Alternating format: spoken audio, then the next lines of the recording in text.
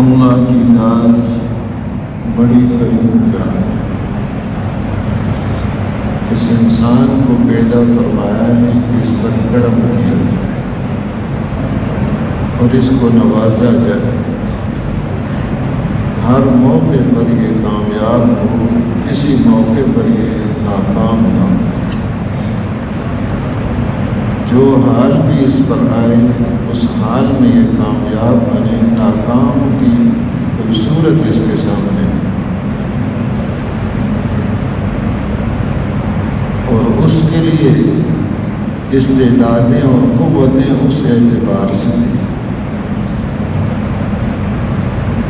کہ اس کو اللہ پاک ایسی کامیابیوں سے نوازنا چاہتے ہیں جس کا یہ تصور بھی نہیں کر سکتا۔ فرمایا اعددت لعبادی الصالحین ما لا عین رأت ولا اذن سمعت ولا خطر على قلب بشر، کما قال صلی اللہ علیہ وسلم۔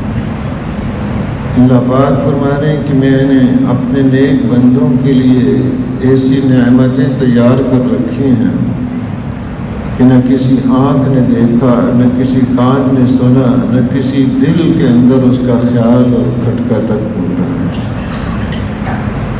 ابو ہریرہ رضی اللہ تعالیٰ عنہ فرماتے ہیں اقرؤوا ان شئتم فلا تعلم نفس ما اخفی لهم من قرۃ اعین جزاء بما كانوا يعملون، کہ اسی پر جیسے قرآن میں بھی یہ فرما دیا کہ کوئی جی نہیں جانتا کہ اس کی آنکھوں کی ٹھنڈک کے لیے اللہ پاک نے کیا کیا سامان تیار کر رکھا ہے، کہ جو یہ اعمال کریں گے اس پر اللہ پاک کتنی ان کی آنکھیں ٹھنڈی کریں گے، کتنا ان کو خوش رکھیں گے، اس کو پتہ ہی نہیں۔ تو وہ نوازنا چاہتے ہیں، کسی حال میں بھی اس کو ناکام دیکھنا نہیں چاہتے۔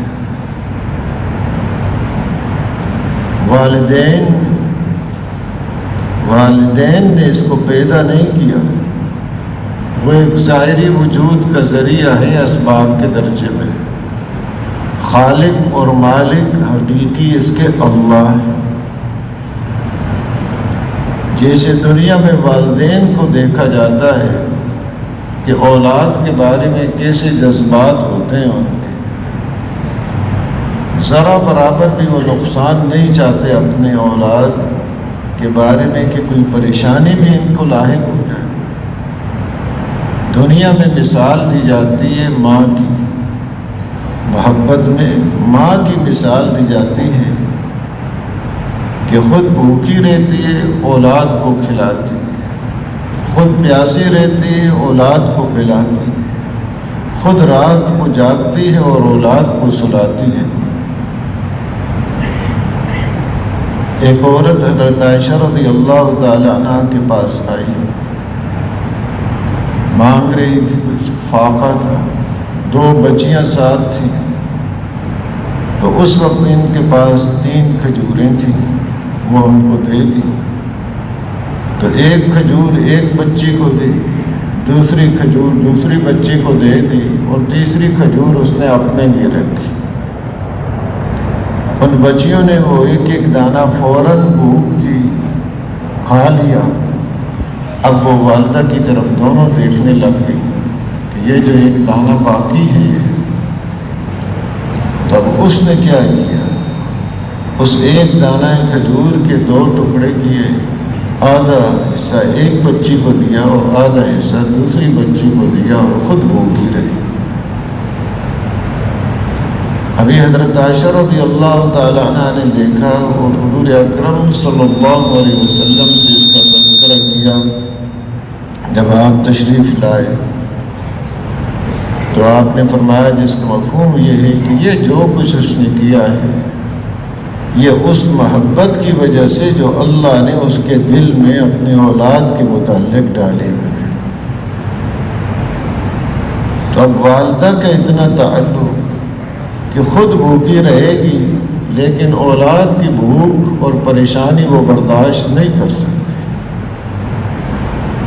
تو محترم دوستوں بزرگوں، والدہ نے تو اس کو بنایا نہیں ہے، وہ اس کی خالق نہیں ہے، خالق اس کے اللہ ہے۔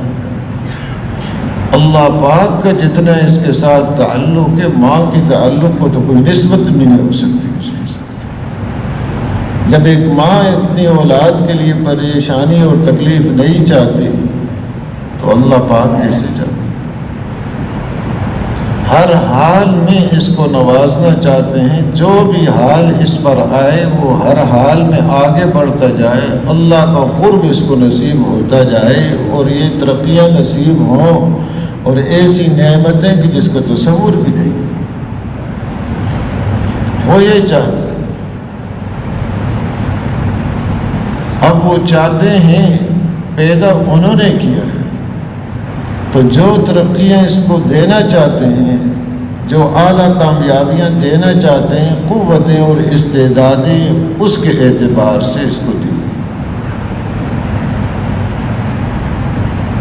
جیسے ایک آدمی چھوٹے پیمانے پہ اس نے کام کرنا، اس کے لیے کوئی زیادہ استعداد، قوت ظاہری وہ نہیں چاہیے، معمولی سی چیزوں سے اس کا کام چل جائے گا، معمولی استعداد سے۔ لیکن ایک بڑے پیمانے پہ کامیابی حاصل کرنا چاہتا ہے تو اس کے اعتبار سے اس کے پاس قوت اور اسباب اور صلاحیت ہونی چاہیے۔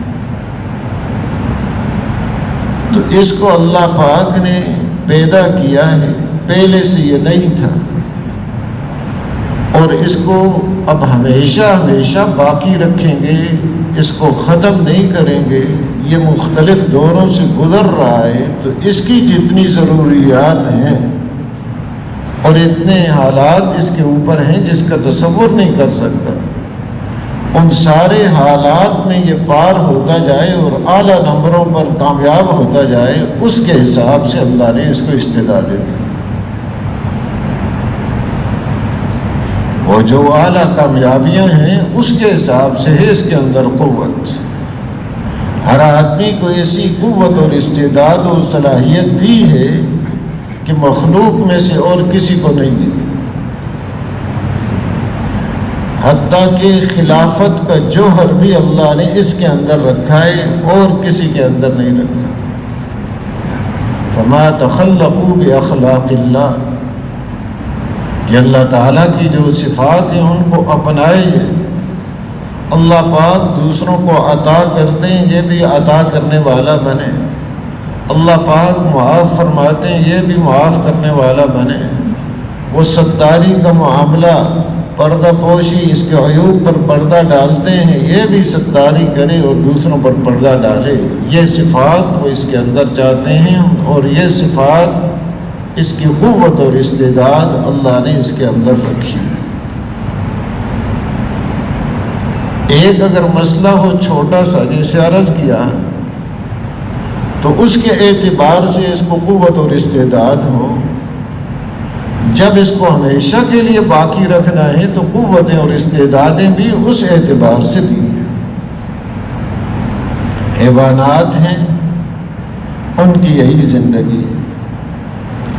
ہاں، اگر کسی سینگ والی بکری نے بے سینگ بکری کو یہاں مارا ہے تو اس کا بدلہ چکایا جائے گا، دونوں کو زندہ کیا جائے گا۔ بے سینگ بکری کو اللہ پاک سینگ عطا کریں گے اور پھر وہ بدلہ لے گی، پھر دونوں کو کہا جائے گا مٹی ہو جاؤ۔ ان کو زندہ کر کے جو ان کا حساب بھی باقی، تو پھر کہا جائے گا مٹی ہو جاؤ۔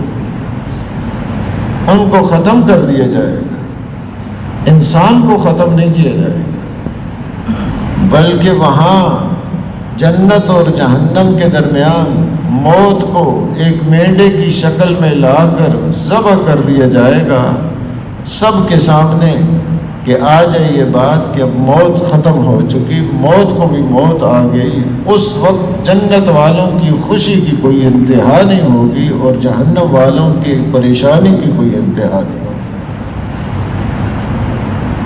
تو قوتیں استعدادیں ایک ہے، جیسے چند اس کی ضرورتیں ہیں، کھانا ہے، پینا ہے، لباس ہے، مکان ہے، سواری ہے، شادی بیاہ ہے۔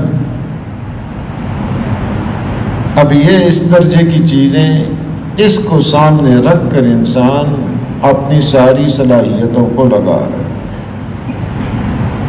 یہ چیزیں تو حیوانات بھی کر رہے ہیں، کھانا پینا وہ بھی کر رہے ہیں، ان کے بھی بچے ہیں، ان کی بھی رہنے کی کوئی صورتیں ہیں، پرندے گھونسلہ اپنا بنا لیتے ہیں، دوسرے حیوانات بھی جنگلوں میں اپنی رہنے کی جگہ بنا لیتے ہیں۔ تو یہ چیزیں اس کے اعتبار سے قوت اور صلاحیت اللہ نے ان کو بھی دی ہوئی ہے۔ اگر یہ انسان اپنی اعلیٰ پیمانے کی صلاحیتوں کو انہی چیزوں پر لگا رہا ہے تو یہ تو حیوان بھی کر رہے ہیں کہ انہی کو سامنے رکھ لیا، ہاں اس کا یہ ہوگا، کہے گا ذرا اچھا پیمانے پہ اس کے کھانا ہو جائے، پینا اچھے پیمانے پہ، سواری ہے، مکان ہے، کپڑے ہیں، یہ چیزیں ذرا اعلیٰ معیار کی چاہے گا۔ نفس ضرورت تو ایک ہی ہے جو حیوانات میں ہے، وہ اس کے اندر بھی ہے، جو اس کے اندر ہے وہ حیوانات کے اندر بھی ہے۔ اگر آپ نے ان قیمتی صلاحیتوں کو اس پر لگا دیا تو پھر اس سے بڑا خسارے والا بھی کوئی نہیں کہ جس خالق اور مالک نے صلاحیتیں دی ہیں وہ دولتیں حاصل کرنے کے لیے جن کا تصور نہیں کر سکتا، اور اس نے اپنی ساری ان صلاحیتوں کو اس پر لگا دیا جس کی قیمت اللہ کے نزدیک ایک مچھر کے پر کے برابر بھی نہیں، تب خود ہی آدمی اندازہ لگا دے۔ اب ایک آدمی نے بڑی محنت کی، کئی سال تک پڑھتا پڑھاتا رہا، بڑی ڈگریاں حاصل کر لی، اب بہت اونچے عہدے پہ وہ لگ سکتا ہے، لیکن اس نے کیا شروع کر دیا؟ گلیوں میں جھاڑو دینا شروع کر دیا۔ بھیا آپ کے پاس تو اتنی ڈگریاں اٹھائی ہوئی ہے، اتنی مشقت تو انہیں اٹھائی ہے، اور یہ تو اتنی صلاحیت اپنے اندر پیدا کی ہے، تو وہ تو یہ تو ایک اور بھی کر سکتا ہے، جھاڑو دینے کا کام تو اور بھی کر سکتا ہے۔ اب سب اس کو کیا کہیں گے؟ کہیں گے بھائی اس نے تو اپنی ایسی زندگی ضائع کر رہا ہے، اتنے عرصے تک جو اس نے قوت استعداد اور صلاحیت اپنے اندر پیدا کی ہے، اور تجربے ہیں دنیا کے اس کے پاس، دنیا کی معلومات ہیں اس کے پاس، اور وہ لگا دیا جھاڑو دینے پہ، تو سب کہیں گے کہ یہ تو بہت بڑے خسارے والا آدمی ہے، ساری زندگی کہیں سفروں میں جا کر مشقتیں حاصل کر کے یہ ڈگریاں حاصل کی، اور آج اسے جھاڑو دینا تھا تو اتنی مشقت کرنے کی کیا ضرورت تھی؟ تو جیسے اس کو سمجھتے ہیں کہ بڑے نقصان پہ جا رہا ہے، محترم دوستو کو یہ کوئی نقصان نہیں، آخرت کا جو نقصان ہے اس کی تو بعض دفعہ پھر تلافی کی کوئی صورت ہی نہیں ہے کہ خود سوچے کہ خالق اور مالک جو اس کو نوازنا چاہتے ہیں، اس کو عطا کرنا چاہتے ہیں، اس دنیا میں بھی وہ اس کو ناکام دیکھنا نہیں چاہتے۔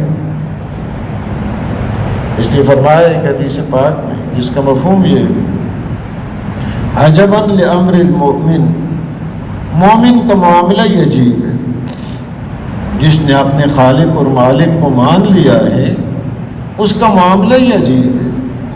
ان الامر کلہ لہ خیر، اس کا ہر معاملہ خیر ہی خیر ہے، کسی معاملے میں اس کا نقصان ہے ہی نہیں۔ اور فرمایا یہ معاملہ، اس طرح کا معاملہ جو ہے کہ ہر مسئلہ اس کا خیر ہی خیر ہے، صرف مومن کے لیے اور کسی کے لیے نہیں۔ دنیا میں جو حالات آتے ہیں دو قسم کے، اچھا حال ہے، فراخی کا ہے، خوشی کا ہے، صحت کا ہے، یا پریشانی کا ہے، بیماری کا ہے، تنگدستی کا ہے، یہ دو ہی حال ہیں۔ اب یہ دونوں حالتوں میں یہ کامیابی کسی حال میں اس کا نقصان نہیں۔ فرمایا ان اصابت السراء شکر فکان خیرن لہو، اگر اس کو کوئی خوشی پہنچتی ہے، فراخی پہنچتی ہے، اس پر یہ اللہ کا شکر ادا کرتا ہے تو فرمایا اس کے لیے بہتر ہی بہتر، اللہ پاک اس کی نعمتوں کو اور زیادہ بڑھا دیتے ہیں۔ فرماتے ہیں شکر کرنے والے کی نعمت کبھی کم ہو نہیں سکتی، بعض حکماء نے فرمایا من اوتی اربعا لم یمنع اربعا، جن کو 4 نعمتیں مل گئیں 4 چیزوں سے وہ محروم نہیں ہو سکتے۔ جس کو شکر کرنے کی نعمت مل گئی، نعمت کے بڑھنے سے وہ محروم نہیں ہو سکتا، اس کی نعمت آگے اور مزید بڑھے گی، کم نہیں ہوگی۔ کوئی نعمت ہے، دنیا کی نعمت ہے، دین کی نعمت ہے، جو اللہ نے نعمتیں دیں اس پر اللہ کا شکر کیا، اللہ تیرا فضل ہے، یہ تو نے اپنے فضل سے دی، اللہ کا شکر ادا کر رہا ہے، وہ نعمت اس کی بڑھے گی۔ فرمایا من اوتی التوبۃ لم یمنع القبول، توبہ کی توفیق جس کو مل گئی قبولیت سے وہ محروم نہیں ہو سکتا۔ آج سب سے بڑا مسئلہ تو قبولیت کا ہے، قابلیت کا یہاں ہے کہ قبول ہو جائے اللہ کے ہاں، چاہے قابلیتیں ظاہری ہیں یا نہیں، اللہ پاک اس کو قبول کر لیں اپنے دین کے لیے، دین کی خدمت اور دین کی محنت کے لیے، تو فرمایا توبہ کی توفیق مل گئی، اللہ پاک اس کو قبولیت سے محروم نہیں فرماتا۔ ومن اوتی الاستخارہ لم یمنع الخیر، جس کو استخارہ کرنے کی توفیق مل گئی وہ خیر سے محروم نہیں ہو سکتا۔ استخارہ کہ کوئی معاملہ پیش آ گیا ہے، اب اس میں خیر چاہتا ہے، پتہ نہیں اس میں نقصان کا پہلو ہے خیر کا ہے، اس میں وہ 2 رکعت نفل پڑھ کے اللہ سے دعا مانگتا ہے، اللہ اگر اس میں خیر ہو تو یہ مقدر فرما، شر ہو تو اس سے حفاظت فرما۔ چاہے ویسے ہی کوئی مسئلہ آ گیا، نماز کے بغیر ہی اس نے یہ اللہ سے دعا کر لی، خیر طلب کر لی، تو اللہ پاک اس کو خیر سے محروم نہیں فرماتے۔ فرماتا ومن اوتی المشورہ لم یمنع الثواب، جس کو مشورہ کرنے کی توفیق مل گئی وہ درست رائے سے محروم نہیں ہو سکتا، کسی نہ کسی واسطے سے اس کے سامنے اس مسئلے کے متعلق جو موقع کی رائے ہے، مناسب رائے ہے، وہ اللہ پاک لے آتا ہے۔ تو بہرحال کہ ایمان والے کا کسی حال میں نقصان نہیں ہوتا، اگر خوشی فراخی آئی ہے اس پر اللہ کا شکر ادا کرتا ہے، اللہ پاک اس کی نعمت کو اور زیادہ بڑھا دیتے ہیں، اور اگر کوئی تنگی آئی ہے، پریشانی آئی ہے، بیماری آئی ہے، اس پر یہ صبر کرتا ہے، جزا فضا شکوہ شکایت گلے یہ چیزیں نہیں کرتا، صبر کرتا ہے۔ فرمایا فکان خیرن لہو، تو یہ بھی اس کے لیے بہتر ہے۔ بلکہ اس پر تو فرمایا انما یوفی الصابرون اجرہم بغیر حساب، صبر کرنے والوں کو تو اللہ پاک بے حساب عطا فرماتے ہیں۔ اور فرمایا ان اللہ مع الصابرین، صبر کرنے والوں کو تو وہ ذات نصیب ہو جاتی ہے جو نعمتیں عطا کرنے والی ہے۔ تو کسی حال میں بھی اس کا نقصان نہیں ہوتا، ہر حال میں یہ ترقی پر ہے، کامیاب ہی کامیاب ہے جب اس کے پاس ایمان کی دولت ہے۔ تو عرض یہ کر رہا تھا کہ وہ ذات اس کو کامیاب کرنا چاہتی ہے جس نے پیدا کیا ہے، اور اب یہ کامیاب کیسے ہو، اس کے لیے قوتیں اور استعدادیں اور صلاحیتیں اس کے اندر رکھنی ہیں۔ سب سے پہلے اس کے اندر ربوبیت کا اقرار، اس کا بیج ڈال دیا۔ ہم میں سے جتنے یہاں بیٹھے ہوئے ہیں، جتنے گزر گئے، جتنے آنے والے ہیں، سب کی روحوں کو جمع کر کے اللہ پاک نے پوچھا الست بربکم، کیا میں تمہارا رب نہیں ہوں؟ ہم میں سے ہر ایک کی روح نے اور تمام انسانوں کی روح نے اقرار کیا بلا، کیوں نہیں، آپ ہی ہمارے رب ہیں۔ تو ہر ایک کی روح کے اندر اس کامیابی کی بنیاد ڈال دی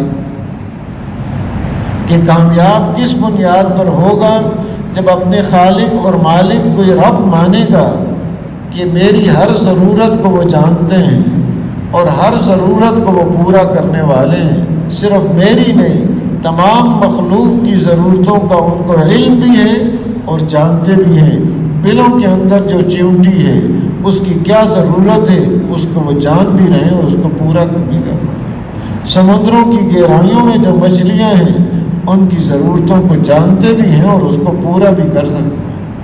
اور ماں کے پیٹ میں جو بچہ ہے اس وقت اس کی کیا ضرورت ہے، پیدا ہو گیا اس کی کیا ضرورت ہے، اور بڑا ہو گیا کیا ضرورت ہے، ہر ایک کی ضرورت کو جانتے بھی ہیں اور اس کو پورا بھی فرما رہے ہیں۔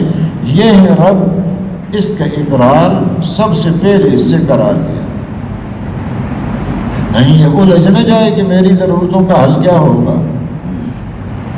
ضرورتیں پوری کرنے والے کا اقرار پہلے کر چکا اور مان چکا ہے، اس کے علاوہ چاہے ساری کائنات مل کر کسی کی ضرورتوں کو پورا کرنے میں لگ جائے اور خالق اور مالک کا ارادہ نہ ہو، ایک بال برابر بھی اس کی ضرورت کو پورا نہیں کر سکتے۔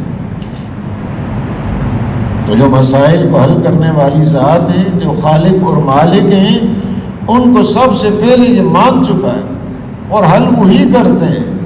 یہ تو ظاہری ایک نقشہ اور اسباب ہے، فلاں چیز سے ہوتا ہوا نظر آ رہا ہے، سورج سے یہ ہو رہا ہے، چاند سے یہ ہو رہا ہے، آگ پانی مٹی ہوا سے یہ ہو رہا ہے، یہ تو ایک اسباب ہیں۔ کرنے والی ذات حقیقت میں اللہ ہی ہے،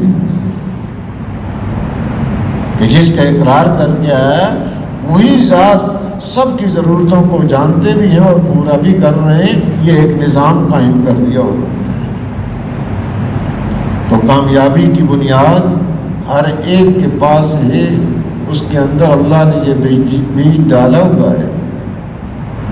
جب دنیا میں آنے لگا، اس کی روح اور جسم ماں کے پیٹ میں جمع ہو گئے، دنیا میں آنے لگا، تو اس وقت فرمایا کل مولود یولد علی الفطرہ فابواہ یحودانہ او ینصرانہ او یمجسانہ او کما قال صلی اللہ علیہ وسلم۔ ہر بچہ فطرت اسلام پر پیدا ہوگا، پھر اس کو والدین یہودی، عیسائی یا مجوسی بنا دیتے ہیں، جیسے ماحول اس کو ملتا ہے ویسے بدلتا جاتا ہے۔ شروع میں اس کے اندر حق کے قبول کرنے کی استعداد اللہ نے رکھی ہے۔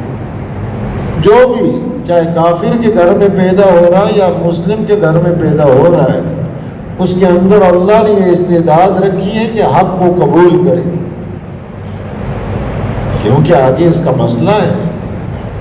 یعنی جو کامیابیاں اللہ پاک اس کو دینا چاہتے ہیں، اس کی استعدادیں روح کے اندر بھی وہ بات رکھ دی، پیدا ہوتے ہی وہ بات اس کے اندر رکھ دی۔ ایسے نہیں کہ اس کے اندر قوت استعداد نہ ہو، ہر آدمی کے اندر یہ استعداد۔ اب جو جو بڑا ہوتا ہے اس کو شعور کچھ نصیب ہوتا ہے، تو اس کو اگر صحیح استعمال کرے تو ہر چیز اس کو دعوت دے رہی ہے کہ تیرا خالق اور مالک صرف ایک اللہ ہے۔ فرمایا ان فی خلق السماوات والارض واختلاف اللیل والنہار، کہ یہ زمین و آسمان کو پیدا کرنا اور ان دن رات کا آنا جانا اور ان کا کم و بیش ہونا، یہ ساری جو کائنات کی چیزیں ہیں، یہ نشانیاں عقل والوں کے لیے ان کی رہنمائی کر رہی ہیں کہ تم اپنے خالق اور مالک کو پہچانو۔ جس چیز پر بھی عبرت کی نگاہ ڈالے گا، ہر چیز سے اس کو سبق ملے گا کہ میں دنیا میں کس کام کے لیے آیا۔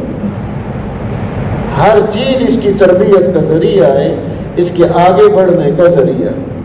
وَإِنَّ لَكُمْ فِي الْأَنْعَامِ لَعِبْرَةً نُسْقِيكُم مِّمَّا فِي بُطُونِهَا، ان چوپایوں کے اندر تمہارے لیے عبرت ہے، سبق رکھا ہے کہ اس سے اللہ پاک تمہیں دودھ پلاتے ہیں، کہ دودھ خالص، صاف اور شفاف اور پاکیزہ، ایک طرف خون ہے ایک طرف گوبر ہے، اس سے نکالنے والی ذات کون ہے، کہ اس عبرت کو حاصل کرے۔ یہ نہیں کہ دودھ پی لیا اس نے، مکھن استعمال کر لیا، گھی اور لسی اور چیزیں بنا کے استعمال کر لی، اصل تو اس نے یہاں عبرت حاصل کرنی تھی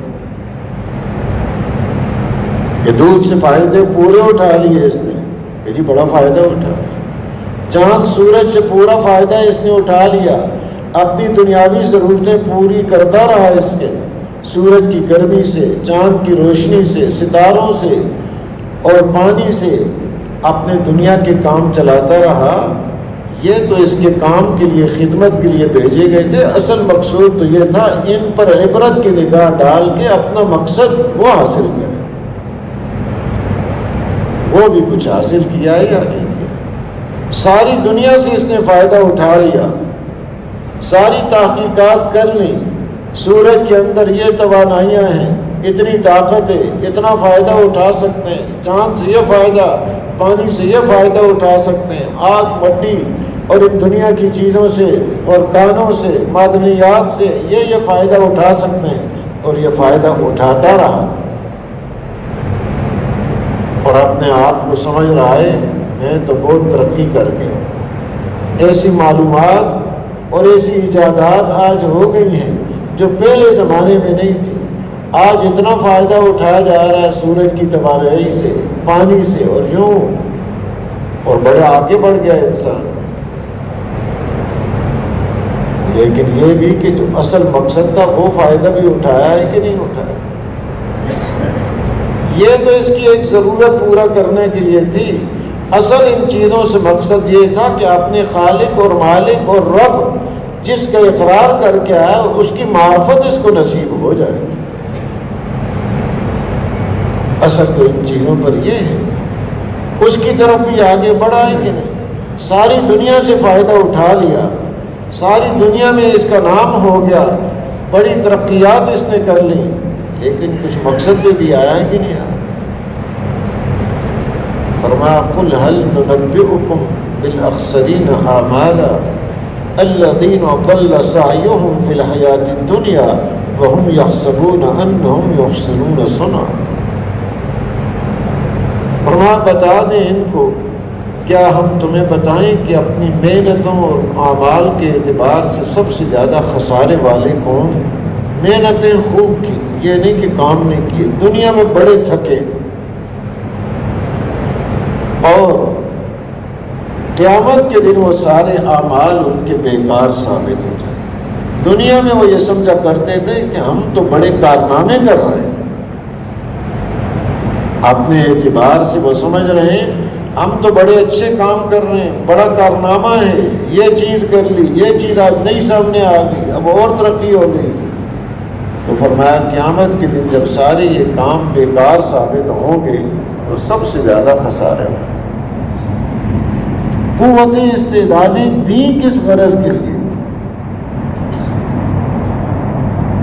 وہ غرض پوری نہیں ہوئی تو اس سے بڑا خسارے والا ہے کوئی نہیں کہ خالق اور مالک جو اس کو نوازنا چاہتے ہیں، کامیابیاں دینا چاہتے ہیں، تھوڑے سے امتحان کے لیے یہاں بھیجا ہے، زیادہ عرصہ نہیں ہے، یہاں امتحان کا زمانہ مختصر ہے، کامیابیاں آگے لمبی ہیں۔ تو اس زمانے میں وہ کیسے رہا، اپنی قوتوں اور استعدادوں کو کس مدد سے فرماتے کہ ہر چیز اس کے لیے عبرت ہے اور مقصد پر آنے کا ذریعہ۔ حضرت ابو درداء رضی اللہ تعالی عنہ جا رہے تھے، ایک آدمی اپنے 2 بیلوں سے کام لے رہا تھا، ایک بیل چلتے چلتے رک گیا، دوسرا بیل کام پہ چل رہا ہے۔ اب ہوتا رہتا ہے وہاں نے، ایک کھڑا ہو گیا ایک کام کر رہا ہے، لیکن اگر عبرت کی نگاہ ہو تو یہ چیز بھی آدمی کے لیے عبرت ہے۔ یہ بھی سبق ہے بہت بڑا، یہ نہیں کہ کوئی بہت بڑی مجلس ہوگی، کوئی بیان ہوگا اور پھر یوں ہوگا، سبق لینے والا ہر چیز سے سبق لیتا ہے۔ تو فرمانے لگے یہ جو چل رہا ہے بیل، کام کر رہا ہے، اس کو یہ کچھ نہیں کہتا، اس کا مالک کام کر رہا ہے، اور یہ جو کھڑا ہو گیا ہے اس نے کام لینا ہے، اس سے ڈنڈے مارے گا اس کو تاکہ یہ چلے، کام کرے، جس کام کے لیے اس نے لگایا وہ کام کرے۔ تو فرمایا ایسے ہی مجھے بھی ایک مقصد کے لیے پیدا کیا، میں اگر اپنے مقصد کی طرف چل رہا ہوں تو کچھ نہیں ہوگا، یہاں بھی اور آگے بھی کچھ نہیں ہوگا، اور اگر مقصد کی طرف نہیں چل رہا تو یہاں بھی ڈنڈے پڑیں گے، آخرت میں بھی پٹائی ہوگی۔ کہ مقصد پر نہیں ہے تو اب یہاں بھی اس کے اوپر حالات آئیں گے، پریشانیاں آئیں گی، اور اگر خدا نخواستہ اپنے خالق اور مالک کو پہچانا ہی نہیں ہے تو کبھی چھٹکارا ہی نہیں ہے۔ ہر چیز اس کے لیے ایک سبق ہے، آگے ترقی کا ذریعہ ہے، یہ آگے بڑھ سکتا ہے، اس کو ایسی قوتیں دی ہیں۔ فرمایا ہر کیا ہے کہ الضمیر ید وحدہ لا شریک لہ گوید، جو گھاس کا دن کا بھی زمین سے اگ رہا ہے وہ اس بات کی دعوت دے رہا ہے پوری انسانیت کو کہ تمہارا خالق اور مالک صرف ایک اللہ ہے، اس کے ساتھ کوئی شریک نہیں۔ ہر گھاس دعوت دے رہا ہے، ہر دن کا دعوت دے رہا ہے، اور ہمیں دور نہ جائے، اپنے اندر ہی غور کرے۔ وفی انفسکم افلا تبصرون، اپنے اندر غور نہیں کرنا۔ اپنی ہر چیز اس کو دعوت دے رہی ہے، اس کی زبان اس کو دعوت دے رہی ہے، اس کی آنکھ اس کو دعوت دے رہی ہے، اس کے ہاتھ پاؤں روزانہ یہ کیسے ان کو استعمال کر رہا ہے، زبان سے کیسے الفاظ نکالتا ہے۔ اب اس کو پتہ بھی نہیں کون سا لفظ اپنے مخرج سے صحیح نکل رہا ہے نہیں نکل رہا، کیسے نکالنا ہے، وہ نکل رہا ہے۔ اب سننے والا بھی وہ سن رہا ہے، جو یہ الفاظ نکال رہا ہے وہی آواز اس کے کانوں میں جا رہی ہے، یہ نہیں کہ یہ الفاظ کچھ نکالے اور وہاں آگے کچھ اور پہنچ جائے۔ ایک ایک لفظ کا اپنے اپنے مخرج اور جہاں سے وہ نکلتا ہے مستقل اللہ کی نعمت ہے۔ اب جیسے میں عرض کر رہا ہوں تو اب یہ ایک ایک لفظ نکل رہا ہے، یہ کس نے دی طاقت؟ یہ الفاظ کس نے دی ہیں؟ زبان کو بولنے کی طاقت کس نے دی ہے؟ ایک ایک لفظ صحیح بول رہا ہے، کان صحیح سن رہے ہیں۔ ایک قدریہ فرقہ امام ابو حنیفہ رحمۃ اللہ علیہ کے ساتھ اس کا مناظرہ ہوا، ایک آدمی وہ کہتے ہیں بندہ خود اپنے افعال کا خالق ہے، بندہ خالق نہیں، بندہ کاسب ہے، کسب کرتا ہے، خالق اللہ کی ذات ہے۔ بندے کو اللہ نے کچھ اختیار دیا تو اس کو کہا کہ تم ہا کا مخرج بتاؤ، یہ ہا کا لفظ کہاں سے نکلتا ہے؟ اس نے بتایا حلق سے نکلتا ہے، اور فرمایا کہ تم فا کا مخرج بھی بتاؤ، تو فا میم ان کا تو یہ ہونٹوں سے نکلتے ہیں۔ فرمایا اگر خود کر سکتے ہو تو ایسا کرو، جہاں سے میم نکلتی ہے وہاں سے ہا نکال دو، اور جہاں سے ہا ادا کرتے ہو وہاں سے میم نکال کے دکھا دو۔ وہ تو نہیں کر سکتے۔ تو یہ جو اتنی نعمتیں، اتنا آدمی بول رہا ہے اور بولنے کی قوت اور استعداد اور صلاحیت دی ہے، ہر لفظ اپنی جگہ سے صحیح نکل رہا ہے، مستقل اتنی نعمتوں کی بارش ہے کہ انسان ان کو شمار ہی نہیں کر سکتا۔ تو یہ قوتیں اور استعدادیں اس کو دی ہیں۔ صرف کھانے پینے کا مسئلہ ہے تو وہ تو بحث اس سے زیادہ کر رہی ہے، وہ حیوانات اس سے زیادہ کر رہے ہیں۔ یہ اس مسئلے کے لیے نہیں آیا، یہ ایک ضرورت ہے، اس کی ضرورت کو ضرورت کے درجے میں رکھے، مقصد اپنا سامنے رکھے کہ کس کام کے لیے اس کو اللہ نے بھیجا ہے، اور قوتیں اس کے لیے نہیں دیں، قوتیں ہاں یہ تھوڑا سا اپنی ضرورت ہے اس کو پورا کرے، مقصد اپنا یہ ہو کہ آخرت ہے میرے سامنے۔ حضور اکرم صلی اللہ علیہ وسلم کے پاس کچھ صحابہ عرض کیا، انہوں نے یا نبی اللہ من اکیس الناس و احسن الناس، کون ہے سب سے زیادہ سمجھدار اور کون ہے سب سے زیادہ محتاط؟ سمجھدار تو ہر آدمی اپنے آپ کو سمجھتا ہے، میں بڑا سمجھدار۔ یہ آدمی میں ایک بیماری ہے، اس بیماری کو شیخ سعدی رحمۃ اللہ علیہ سمجھانے کے لیے فرماتے ہیں فرض کرو دنیا میں کوئی عقل ہے ہی نہیں، کسی کے پاس نہیں ہے، لیکن پھر بھی ہر آدمی دعویٰ کرتا ہے میرے جیسا عقل مند کوئی بھی نہیں۔ ہر آدمی یہ دعویٰ کرتا ہے، وہ اپنے آپ کو پورا سمجھدار سمجھتا ہے،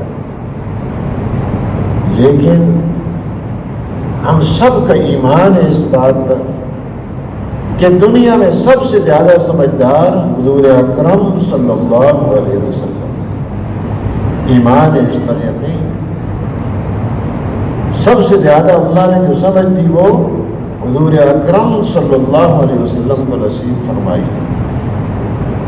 انبیاء علیہ السلام کو نصیب فرمائی ہے، اور حضور اکرم صلی اللہ علیہ وسلم سے استفادہ کرنے کے لیے جن کو چنا ہے، حضرت عبداللہ بن مسعود رضی اللہ تعالی عنہ فرماتے، وہ حضرات صحابہ اکرام رضی اللہ عنہ مجمعین، اختارهم اللہ بصحبت نبیہ ولاقامت دینہ، حضور صلی اللہ علیہ وسلم کی صحبت سے فائدہ اٹھا کر آگے اس دین کو پوری دنیا کے اندر قائم کرنے کے لیے جن کو چنا ہے، انبیاء علیہ السلام کے بعد سب سے زیادہ وہ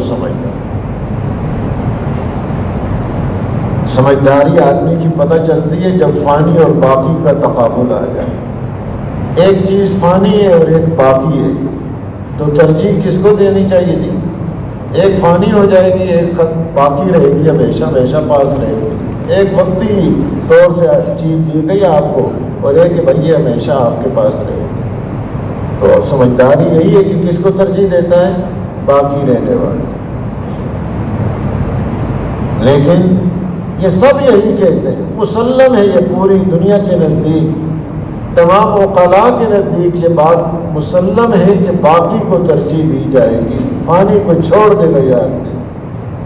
لیکن جب یہاں مقابلہ آتا ہے ہمارا فانی اور باقی کا، فرمایا ما عندکم ینفد ما عند اللہ باق، جو تمہارے پاس ہے وہ ختم ہونے والا ہے، اور جو اللہ کے پاس ہے وہ باقی رہنے والا ہے۔ اب ترجیح کس کو دے رہے ہیں؟ حضرات صحابہ اکرام رضی اللہ عنہ مجمعین دین کے اوپر خرچ کر رہے ہیں، اللہ کے راستے میں خرچ کر رہے ہیں، اور لوگ ان کے پاس دین سیکھنے کے لیے آ رہے ہیں، ان کو کھلا رہے ہیں، وہ اپنے گھروں سے کھلا رہے ہیں۔ آپ جانتے ہیں خود بھوکے رہ رہے ہیں اور دوسروں کو کھلا رہے ہیں۔ ایسی ترکیبیں سوچتے ہیں کہ مہمان کھا لیں ہم بھوکے رہ جائیں، چراغ کو بجھا دیا۔ پھر آدمی ایسی ترکیبیں سوچتا ہے، جب بنا ہوا ہو تو پھر یہ ترکیبیں ہیں کہ مہمانوں کو کھلانا ہے، خود بھوکے رہنا ہے، اور ان کو دین بھی سکھا رہے ہیں۔ جب یہ واپس جاتے ہیں ان کو تحفے اور ہدیے دیتے ہیں، تو خرچے ان کے بڑھتے جا رہے ہیں، خرچے بڑھتے جا رہے ہیں۔ تبوک کا موقع آیا، باغ پورے پکے ہوئے، حکم ہوا اللہ کے راستے میں نکلو، انفروا خفافا وثقالا، ہر حال میں اللہ کے راستے میں نکلو۔ اب نکل گئے اللہ کے راستے، 3 آدمی نہیں جا سکے، حالانکہ آگے لڑائی نہیں ہوئی، اللہ نے فتح نصیب فرما دی، لیکن ان کے ساتھ 50 دن تک بول چال بند کر دی گئی کہ بھئی ایک حکم ہے، ایک اہمیت ہے اس کی، اس خالق اور مالک کی طرف سے۔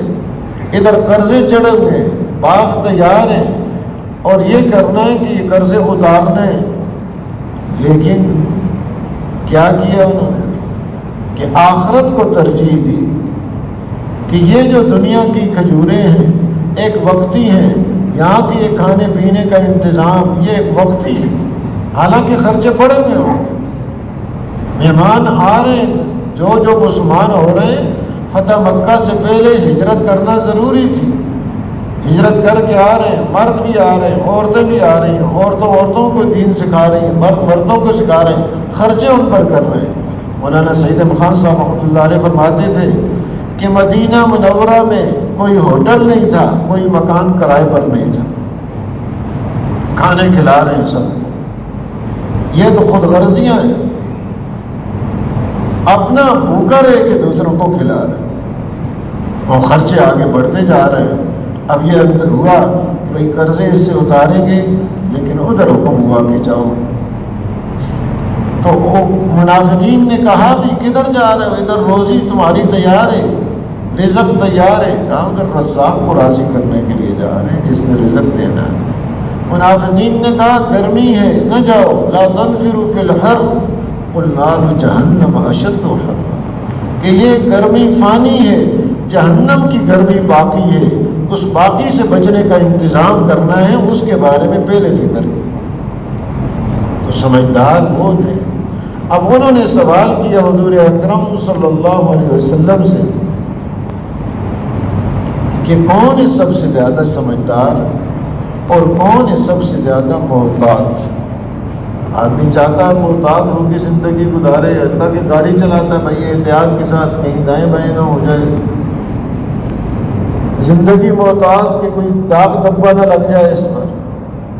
تو محتاط آدمی کون ہے؟ وہ آپ صلی اللہ علیہ وسلم نے ارشاد فرمایا اکثرهم ذکرا للموت اکثرهم استعدادا للموت اولئک الاقیاس ذهبوا بشرف الدنیا وکرامۃ الآخرہ، کہ سب سے زیادہ موت کو یاد کرنے والے، سب سے زیادہ موت کی تیاری کرنے والے، فرمایا یہ ہے سب سے زیادہ سمجھدار جو دنیا آخرت کی عزتیں اور شرافتیں حاصل کرتے ہیں۔ تو محترم دوستوں، غرض یہ کر رہا تھا کہ یہ قوتیں استعدادیں صحیح موقع پر خرچ ہوں، کہ اس کی سمجھداری صحیح استعمال ہو وہ آخرت میں، اور یہاں کی ہر چیز اس کے لیے رہنمائی کر رہی ہے کہ تم اپنی آخرت کو نہ بھولنا۔ یہ بنیاد تیری بڑی مضبوط بنیاد ہے، اس کو سامنے رکھ کے زندگی گزاری تو یہاں کی زندگی بھی بنے گی، اور اگر خدا نخواستہ اس کو سامنے نہ رکھا تو پھر یہاں بھی پریشانی اور آخرت میں بھی پریشانی۔ اور مسئلہ آسان کیا ہوا، دین کوئی مشکل نہیں ہے، دین والی زندگی مشکل نہیں۔ فرمایا الدین یسر، دین آسان ہے، کیونکہ وہ فطرت کے مطابق ہے، فطرت کے خلاف نہیں ہے، دین کا کوئی کام نہیں۔ فرمایا لا یکلف اللہ نفسا الا وسعہا، اسی چیز کا مکلف کیا ہے جو یہ کر سکتا ہے۔ جیسے اب کوئی بڑا آدمی، بچہ چھوٹا ہے 10 سال کا، اس کو کہے بھائی یہ 40 کلو کی بوری اٹھا لے، نہیں کہ بھیا کیسے کہہ رہے ہو، میں تو بچہ ہے۔ اللہ پاک خالق اور مالک ہے، کوئی حکم ایسا نہیں دیا جو اس کی طاقت سے باہر، ہر چیز پیدائش ہی اسی طریقے پر کی، قوت اور استعداد دی کہ یہ ساری چیزیں کر سکتا ہے، کوئی حکم ایسا نہیں ہے، بلکہ اس پر چلنے کی وجہ سے اس کی استعدادیں اور بڑھتی ہیں، اور احکام پہ چلنا اور آگے آسان ہوتا جاتا ہے جب یہ نیکیوں کو اختیار کرتا ہے۔ اور یہ دین اللہ کی طرف سے انسانیت کے لیے ایک مقرر کردہ راستہ ہے کہ جس نے پیدا کیا وہ جانتا ہے کہ یہ کس طریقے پر کامیاب ہو۔ دنیا میں زندگیاں گزر رہی ہیں، ہر آدمی گزار رہا ہے، 2 انداز ہیں گزارنے کے، ایک اپنی سمجھ کو سامنے رکھ کر اپنے تجربات اور ماحول سے متاثر ہو کر زندگی گزارنا، ایک جس نے پیدا کیا ہے اس کے کہنے کے مطابق گزارنا، جس نے اس کو بنایا ہے، جو اس کے خالق اور مالک ہیں، ان کا تجویز کردہ راستہ ایک وہ ہے، ایک یہ جو اپنی سمجھ سے راستہ مقرر کرے۔ اور یہ سب جانتے ہیں دنیا میں جو کوئی مشین بناتا ہے تو آگے استعمال کا طریقہ بھی بتاتا ہے، بھائی اس مشین کو اس طریقے پر استعمال کرنا، پھر اس کا فائدہ ہوگا۔ کوئی کتابچہ ہدایت نامہ بھی لکھ دیتے ہیں اس کے لیے، اور اگر کوئی عام اور نازک مشین ہے تو آدمی بھی بھیج دیتے ہیں کہ اس کو ایسے استعمال کرو، کتابچہ بھی دے دیتے ہیں، آدمی بھی سکھانے کے لیے آیا ہے وہ۔ اب پوری احتیاط کے ساتھ اس کو سیکھتے ہیں، اس کے مطابق استعمال کرتے ہیں، پورا خیال رکھتے ہیں ذرا کوئی بٹن کہیں ایسا غلط استعمال ہو گیا کہ پوری مشینری بیکار ہو جائے، وہی احتیاط کرتے ہیں۔ اب اس میں یہ نہیں کہتا کہ اس مشین پر میرا خرچہ آیا ہے، گاڑی میں نے خریدی ہے، میری یہی ہے، جیسے مرضی ہے میں استعمال کروں، تیل کی جگہ پانی ڈال دے اور پانی کی جگہ تیل ڈال دے کہ میری مرضی ہے، میری گاڑی ہے، اور جہاں اس کو آہستہ کرنے کی ضرورت تھی وہاں تیز کر دیں کہ میری گاڑی ہے۔ تو اسے کوئی بھی نہیں کرتا، سب جانتے ہیں اگر ایسے کیا اس نے تو جان کا بھی نقصان، مال کا بھی نقصان، اور دوسروں کا بھی نقصان کرے گا۔ ٹھیک ہے گاڑی اس نے خریدی ہے، لیکن جنہوں نے اس گاڑی کو بنایا ہے وہ جو طریقہ استعمال بتاتے ہیں، وہ جو ہدایات دیتے ہیں، اس کے مطابق استعمال کرے گا تو اس کو فائدہ ہوگا۔ تو محترم دوستوں بالکل اسی طرح اس کو بھی بنانے والے ہیں، وہ اللہ ہیں، انہوں نے بنایا ہے۔ اس کا ہر پرزہ اپنی جگہ پر ٹھیک رکھا ہے اور 3 اندھیروں میں بنایا ہے اس کو۔ دنیا کی کوئی مشین اندھیرے میں نہیں بنتی، اس کو 3 اندھیروں کے اندر بنایا ہے۔ یخلقکم فی بطون امہاتکم خلقا من بعد خلق فی ظلمات 3 اندھیرے ہیں، ماں کے پیٹ کا اندھیرا ہے اور رحم بچہ دانی اس کا اندھیرا ہے، اور جس جھیلی کے اندر یہ لپٹا ہوا ہوتا ہے اس کا اندھیرا۔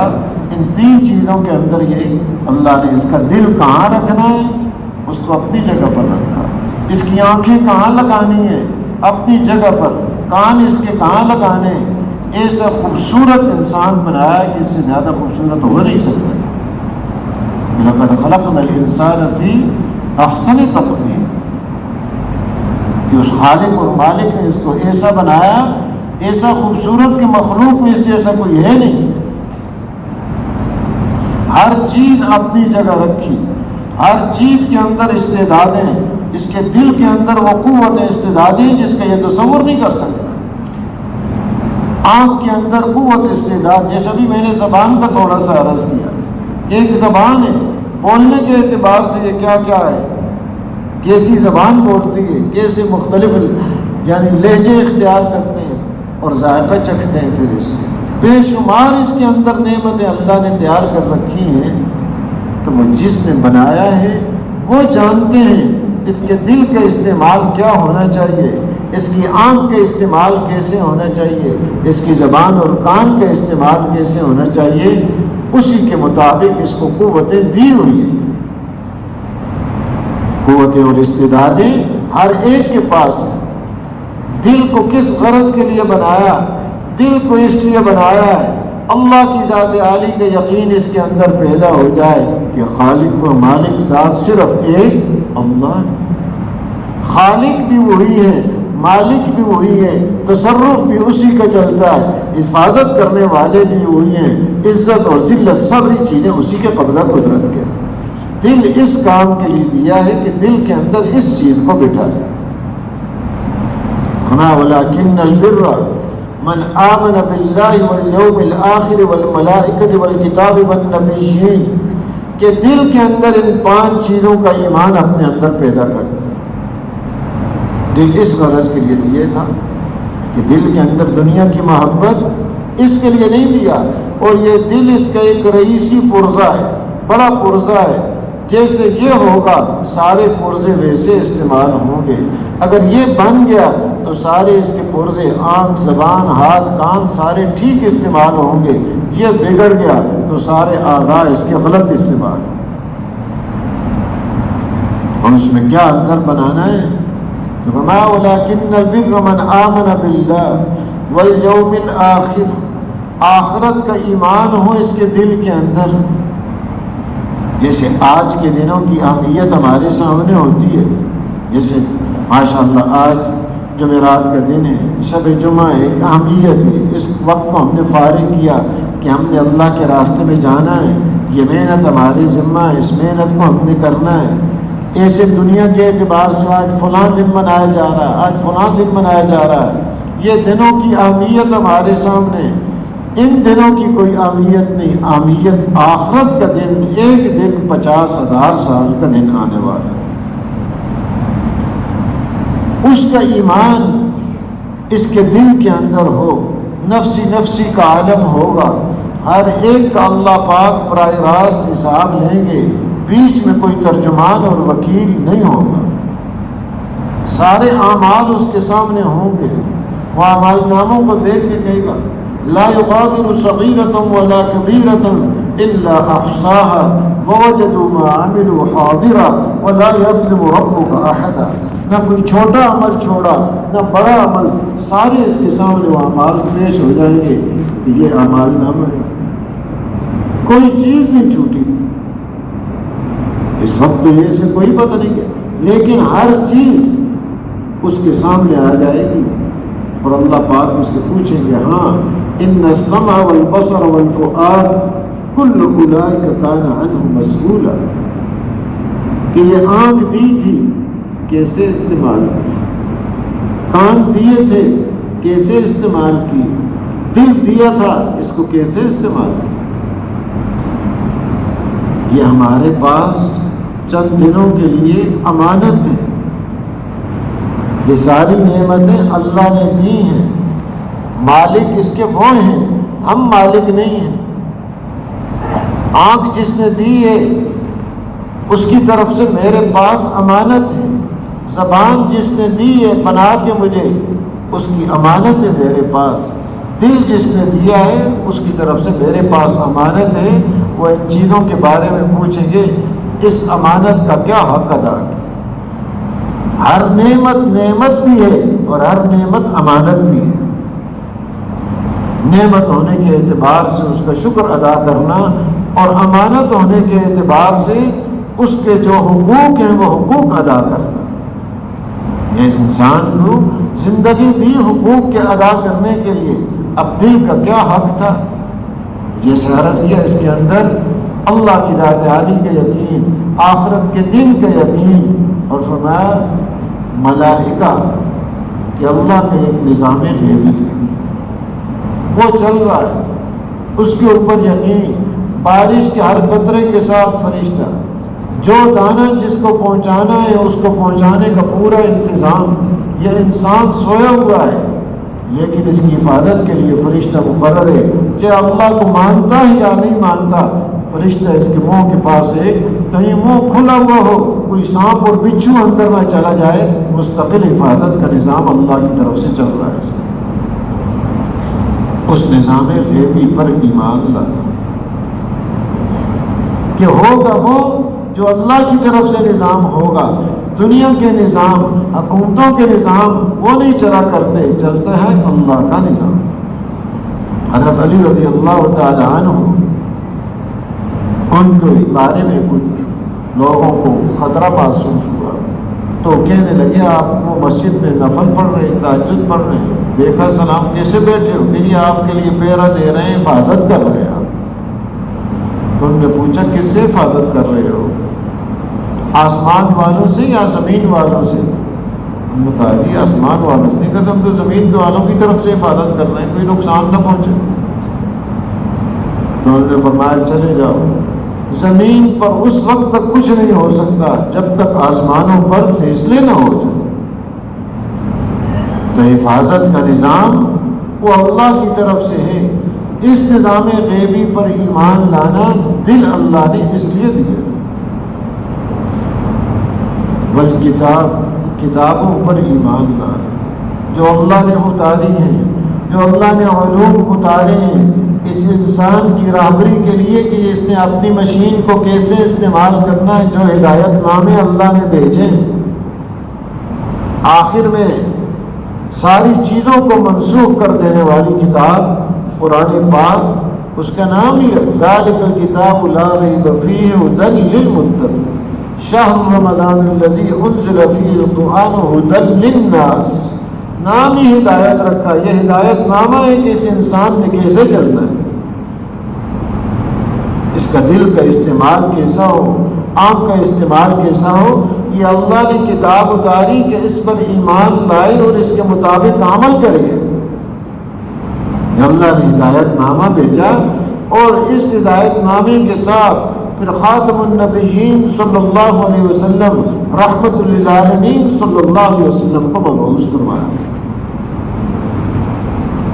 تو چوتھی چیز ان کتابوں پر کہ کامیابی ان علوم کے اندر ہے جو اللہ نے اس کے لیے اتارے ہیں، اس میں اس پر چلے گا تو یہ کامیاب ہوگا، اس سے ہٹ کے زندگی گزارے گا تو یہ ناکام ہوگا۔ یہ قرآن اس کی کامیابی کا ضامن ہے، یہ علم اس کی کامیابی کا ضامن ہے۔ اس پر چلنے والے کسی حال میں وہ نقصان میں اور خسارے میں نہیں ہوتے، ہر حال میں کامیاب ہوتے ہیں۔ اس پر اس کا ایمان اور اس کی طاقت، اس کا اندازہ یہ نہیں کر سکتا کہ اس علم کی طاقت، اس کتاب کی طاقت سلیمان علیہ السلام بلقیس کا تخت منگانے لگے تو یا ایھا الملأ ایکم یأتینی بعرشہا قبل ان یأتونی مسلمین، کہ ان کے مسلمان ہو کر آنے سے پہلے پہلے کون اس کا تخت لے کر آئے گا؟ قال عفریت من الجن انا آتیک بہ قبل ان تقوم من مقامک، ایک بڑے جن نے کہا کہ آپ کی مجلس ختم ہونے سے پہلے پہلے میں تخت اٹھا کے لے آؤں گا۔ انی علیہ لقوی امین، اور میں اس پر طاقت بھی رکھتا ہوں اور امانت دار بھی ہوں، کیونکہ کام جو کرایا جاتا ہے اس کا اصول یہی ہے، دنیا کے کام کوئی بھی ہو۔ حضرت شعیب علیہ السلام کی صاحبزادیوں نے پوری انسانیت کو اصول سکھا دیے، فرمایا ان خیر من استاجرت القوی الامین، کہ جس کو آپ کام پر رکھیں تو دو صفتیں اس کے اندر ہوں، ایک کام کر سکے قوی ہو، دوسرا امین ہو، امانت دار ہو۔ یہ عرض ہے جی ذرا یہ مسجد میں ہم بیٹھے ہیں، اس قسم کی چیزوں سے ہم اعتراض کریں تو اس میں اب یہ قوی بھی ہو امانت دار بھی ہو، پھر وہ کام اس سے لیا جا سکتا ہے۔ کام کر نہ سکے تو اس کے ذمہ حوالے کر دو، کوئی عہدہ کوئی منصب کوئی ذمہ داری، یا کر تو سکتا ہے اور یہ اندر امانت نہیں خیانت ہے تو وہ کیا کہتے مولانا عبید اللہ صاحب رحمۃ اللہ علیہ فرماتے ہیں کہ بتایا اس نے کہ بھائی کوئی وہ تخت اٹھا کر لاؤں گا، اس میں بڑے قیمتی موتی لگے ہوئے ہیں، کوئی موتی نہیں چرا لوں گا اس میں، تو بتا دیا اس جن نے کہ میں کر بھی سکتا ہوں، امانت دار بھی ہوں، آپ کی مجلس ختم ہونے سے پہلے پہلے وہ تخت اٹھا کے لے آؤں۔ قال الذی عنده علم من الکتاب انا آتیک به قبل ان یرتد الیک طرفک، جس کے پاس کتاب کا علم تھا اس نے کہا کہ آنکھ جھپکنے سے پہلے میں تخت یہاں لے آؤں، اور پھر آ گیا فلما رآہ مستقرا قال هذا من فضل ربی لیبلونی اشکر ام اکفر، آ گیا سلیمان علیہ السلام کہنے کہ میرا امتحان شروع ہو گیا، نعمت آنے پر امتحان شروع ہو سکتا ہے، ہو جاتا ہے کہ آدمی شکر گزاری کرتا ہے یا ناشکری کرتا ہے۔ تو بہرحال وہ فرماتے ہیں کہ الذی عنده علم من الکتاب، جن کے پاس کتاب کا علم تھا، بعض فرماتے ہیں سلیمان علیہ السلام کے وزیر ہیں، بعض فرماتے ہیں خود حضرت سلیمان علیہ السلام، تو خود حضرت سلیمان علیہ السلام وقت کے نبی ہیں، ان کے پاس سب سے زیادہ علم ہے، تو اگر وہ لے کر آئے تو یہ ان کا معجزہ ہے، اور اگر ان کے وزیر ہیں تو وہ ان کی کرامت ہے جو اپنے نبی پر ایمان لانے کے واسطے سے ان کو نصیب ہوئی، تو یہ معجزہ ہے یا کرامت ہے۔ اب اس کے اندر اتنی طاقت کہ وہ لے کر آئے تو معجزہ مقصود نہیں ہوتا، معجزہ دلیل ہوتا ہے، مقصود وہ علوم اور وہ شریعت ہوتی ہے جو انبیاء لے کر آتے ہیں۔ تو جب اس معجزے میں اتنی طاقت ہے کہ آنکھ جھپکنے تک وہ جیسے پہلے وہ آ گیا تخت، جو علوم لے کر آئے حضرت سلیمان علیہ السلام، ان علوم کے اندر کتنی طاقت ہو، یہ تو دلیل ہے ان علوم کو ماننے کے لیے کہ اس پر ایمان لے کر آؤ۔ تو بہت دوستوں وہ حقیقی طاقت ان علوم کے اندر ہے جو اللہ نے اتارے ہیں، جو انسان کی رہبری کے لیے اتارے ہیں، اور پھر وہ جو حضور اکرم صلی اللہ علیہ وسلم کو علوم دیے گئے، فرمایا علمت علم الاولین والآخرین، اولین اور آخرین سب سے زیادہ علوم اللہ پاک نے حضور اکرم صلی اللہ علیہ وسلم کو دیے۔ تو ان انبیاء کے علوم میں کتنی طاقت، اور جو آپ کو اللہ نے دیے، فرماتے ہیں کہ حضرت آدم علیہ السلام پر 10 دفعہ وحی اتاری گئی، نوح علیہ السلام اتنا لمبا عرصہ ہے 50 دفعہ، ابراہیم علیہ السلام پر 48 دفعہ، حضرت عیسیٰ علیہ السلام پر 10 دفعہ، حضور اکرم صلی اللہ علیہ وسلم کا 23 سالہ زمانہ، اس کے اندر 24,000 مرتبہ وحی کو اللہ پاک نے اتارا ہے۔ تو اللہ پاک نے آپ کو وہ عطا کیا جو پہلوں کو عطا کیا، اور آپ کو وہ بھی عطا کیا جو پہلوں کو عطا نہیں کیا۔ تو آپ کو جو دیا ہے، اب معجزے کے اندر اتنی طاقت تو جو علوم اللہ نے حضور اکرم صلی اللہ علیہ وسلم کو دیے دنیا کی کوئی طاقت اس کے سامنے ٹھہر نہیں سکتی۔ وہ علوم آخرت کی کامیابیاں دلانے والے ہیں، یہ قرآن آخرت کی کامیابی دلانے والا ہے، دنیا کی کامیابی دلانے والا ہے۔ ہدی للناس اس کو فرمایا کہ پوری انسانیت کا ہدایت نامہ ہے، یہ اس پر چلے گا، اس پر ایمان ہوگا تو اب یہ انسان کامیاب ہوگا۔ تو دل اس کام کے لیے دیا کہ اس کتاب پر ایمان ہو، والنبیین اور انبیاء علیہ الصلوۃ والسلام پر اس کا ایمان ہو۔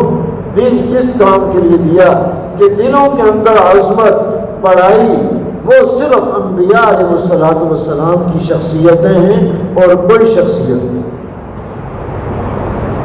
دنیا کے اعتبار سے ملک، مال، عہدہ، منصب، جائیداد وغیرہ کے حساب سے اللہ کے ہاں کسی کی شخصیت قائم نہیں ہوتی۔ اللہ کے ہاں جو شخصیتیں شمار ہیں وہ انبیاء علیہ الصلوۃ والسلام، وجاہت والے، عزت والے وہ انبیاء علیہ الصلوۃ والسلام ہیں، اور آخر میں سب سے بڑے حضرت محمد مصطفیٰ صلی اللہ علیہ وسلم، سب سے زیادہ وجیح اور عزت والے حضور اکرم صلی اللہ علیہ وسلم۔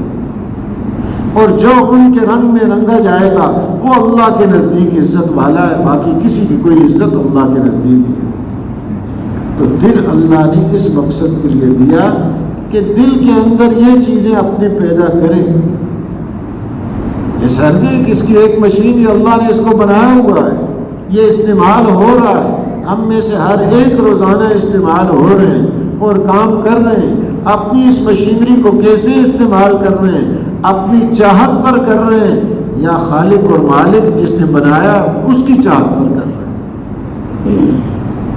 اپنی چاہت پر کرے گا تو جیسے عرض کیا، گاڑی کو اگر اپنی مرضی پہ چلائے گا جان مال کا نقصان کرتا ہے، اور یہ مشینری اگر اپنی مرضی پر اس کو چلایا تو یہ صرف یہاں کا نقصان نہیں ہوگا، آخرت کا اتنا بڑا نقصان کہ جس کی تلافی نہیں ہو سکتی، دنیا کا اتنا بڑا نقصان جس کی تلافی نہیں ہو سکتی۔ اپنے غلط استعمال کی وجہ سے اس کے اوپر بھی حالات آتے ہیں کہ وہ قوت استعدادی جو اس کو بننے کے لیے دی تھی اس نے غلط استعمال کیا، ضائع نہیں کیا بلکہ اپنے پاؤں پر خود کلاڑی ماری۔ ایک قوت استعدادیں جو آخرت کے اعتبار سے کہ بڑی کامیابیاں اس کو ملیں، عرض کیا اس مختصر پہ لگا دوں تو یہ نقصان صرف نہیں کہ بھائی معمولی سے آئی ہے، تو بہت بڑا نقصان۔ اسی کو فرمایا والعصر ان الانسان لفی خسر، زمانے کی قسم، زمانہ شاہد ہے، مستقبل ہو، ماضی ہو، حال ہو، اس بات پر گواہی دے رہا ہے سارے انسان خسارے کے۔ خسارہ کیا کہ قوت استعدادیں اللہ نے جس کام کے لیے دی اس میں نہیں لگا رہے تو یہ خسارے ہیں۔ یہ شہرت کے کہ آدمی نے بڑا منصب حاصل کر لیا، بڑی ڈگریاں حاصل کر لی، بڑی کوششیں حاصل کی، لیکن کر کیا رہا ہے؟ یہ جھاڑو دے رہا ہے، تو اس کو ہم کہتے ہیں بڑے نقصان ہو رہا ہے۔